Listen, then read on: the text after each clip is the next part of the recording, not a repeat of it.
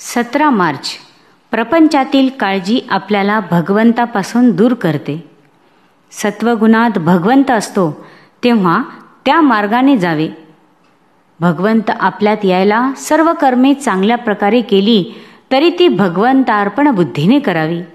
व्यवहार सोडू नये, प्रयत्नही कसून करावा. परंतु त्याबरोबरच भगवंताकडे मन कसे लागेल इकडे लक्ष द्यावे. आपणास प्रपंचाची जितकी काळजी तितकी जरी देवाची घेतली तरी खूप होईल. आपण किती परस्वाधीन आहोत हे आजारी पडलो म्हणजे समजते. तेव्हा आपल्या हातात किती सत्ता आहे हे ओळखून राहावे. काळजी न करता देखील प्रयत्न होणार नाही असे नाही, उलट प्रयत्न दुप्पट करावेत. पण जे फळ येईल ते भगवंताच्या इच्छेने आले या भावनेने समाधान मानायला पहिल्यांदा आपण शिकावे.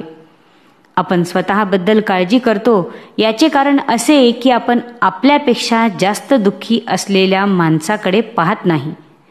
एक म्हणतो की मला लोकांच्या देण्याची काळजी आहे, दुसरा म्हणतो की मला लोकांकडून माझे येण्याची काळजी आहे, तिसरा म्हणतो की मला माझ्या मुलाबाळांची काळजी आहे. पण या सर्व काळजीच्या घोटाळ्यामध्ये आपली स्वतःची काळजी कोणालाच नाही.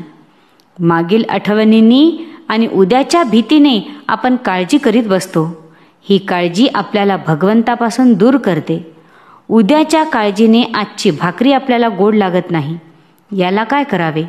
यावर रामबाण असा एकच उपाय आहे, तो म्हणजे आजपासून आपण काळजी करण्याची अजिबात सोडून देऊन तेवढा वेळ भगवंताच्या नामस्मरणात घालविणे.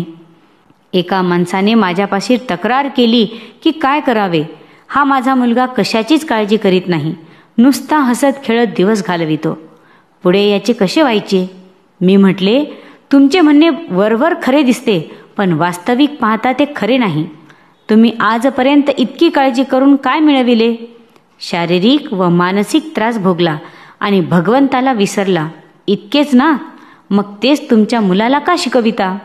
त्याने आपले कर्तव्य जरूर करावे व आनंदात राहावे, पण काळजी करू नये असेच मी त्याला सांगेन. तुम्ही प्रपंचाची काळजी करता तोपर्यंत देवाची सेवा करता असे कसे म्हणावे? आपण मुलास आधी चिरंजीव म्हणतो व तो गेल्यावर दुःख करीत बसतो. याला काय म्हणावे? असेल तर असू दे व नसले तर नसू दे. अशा मनाच्या अवस्थेत जो राहील त्यालाच काळजी सुटेल. श्रीराम जय राम, जय जय राम. आजचा सुविचार. भगवंताला अशी प्रार्थना करावी की देवा, प्रारब्धाने आलेले भोग येऊ देत, पण तुझे नामस्मरण मात्र चुकू देऊ नकोस. जय श्रीराम.